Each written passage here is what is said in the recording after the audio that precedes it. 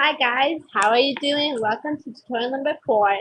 And in this tutorial, we're going to be learning about different data types. So first, let me just go ahead and show you something.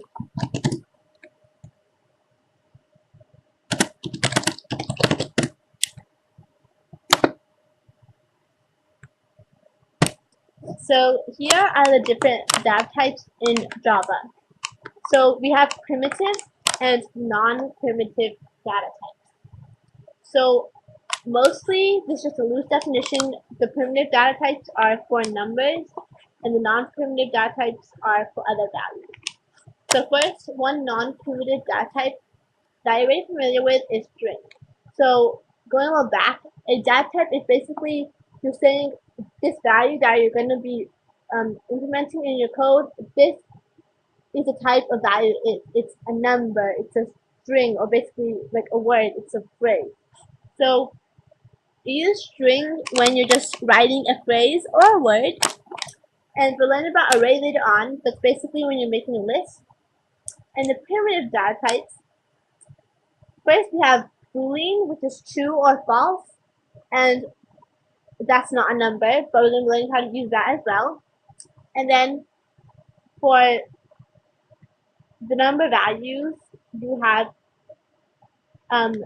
either an integer, and an integer has no decimals, or a floating point, and floating point basically means there's a decimal in the number. And when you have, in general, a longer decimal, it'll be called a double, and when you have a shorter decimal number, it'll be called a float with fewer digits. And then there's also different types of integers, and it goes in order from left to right. So a byte is the smallest integer, then we have a short. An int is a medium-sized integer, and that's mainly what we use in our programs.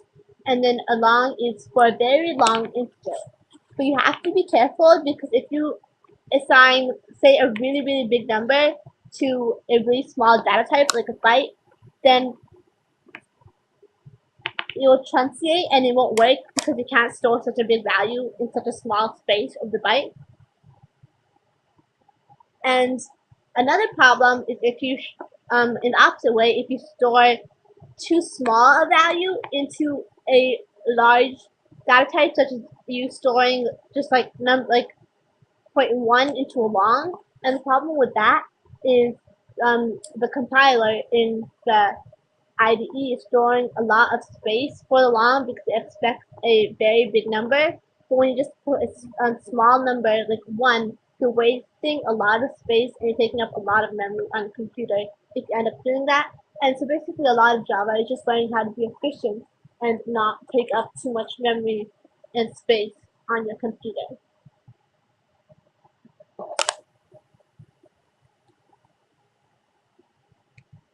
Okay.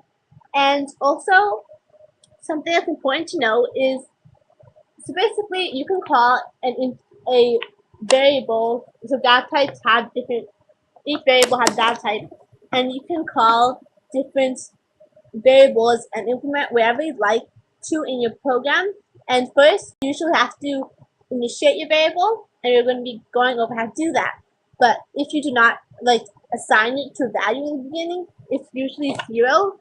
So numbers will be 0 in the beginning, strings will be null, and the Boolean will be false if it is not assigned to a value yet. And here you can see sometimes for the AP test you just have to memorize the different sizes, and this is what I was talking about, the different sizes of how much the different data type stores. And that's just really technical stuff. And then once again, I forgot, so a char, and that's just for character, and that's just for characters like slashes and asterisks and stuff like that that wouldn't fit into the string data type. Okay, so let's go ahead back and open our IDE. Then I'll just take away this. Okay, so let me show you how to use a data type. So if we have, so now we can declare some variables. So let's declare our favorite number variable.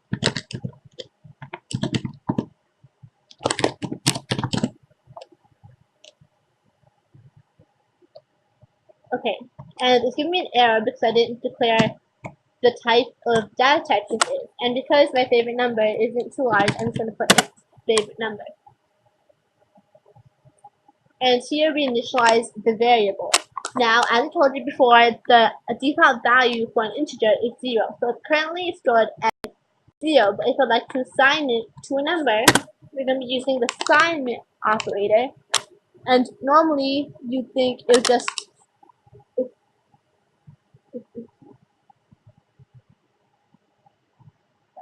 So we're going to just, the assignment operator is just basically what you call an equal sign in normal math.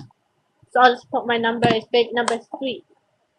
And as you can see, if I typed like number or something, it wouldn't work and give me an error because this is not an int. So you have to type a number. And then you can add another variable, let's just say string name equals, and currently the default value, if I just left it at that, it'd still be fine, but the default value would be null. So I have to assign it using the assignment operator or an equal sign and say my name is whatever it is. And once again, like I talked about in the last video, you usually put your variables on the left side and the value, the value is on the right side, and what you like to assign this value to is on the left side. To kind of imagine it like a form, and it asks like your name, and then you enter your name, and then your number, and here you enter your favorite number. So like this, because usually we read from left to right, but here it's on the left side, like what it finally is, like the final value of it is what you write on the left side. And now you can just write name anywhere in your program, or favorite number anywhere in the program, and it'll substitute like 3 or girl. Okay, so let me just emphasize that once again. So we can, whenever I type in a name now, it will automatically call in what I assigned the variable name to, which is girl. And so, okay, so let me give you an example. For example, we're going to do just system.out.println, and then you're going to be putting, they want to say the person's favorite number is blank. So we're going to be saying name plus parentheses, and I'll just put apostrophe s, favorite number is plus sign, and then you put your, so we're just going to be putting the variable again, so favorite, so make sure you type exactly what you typed before in there.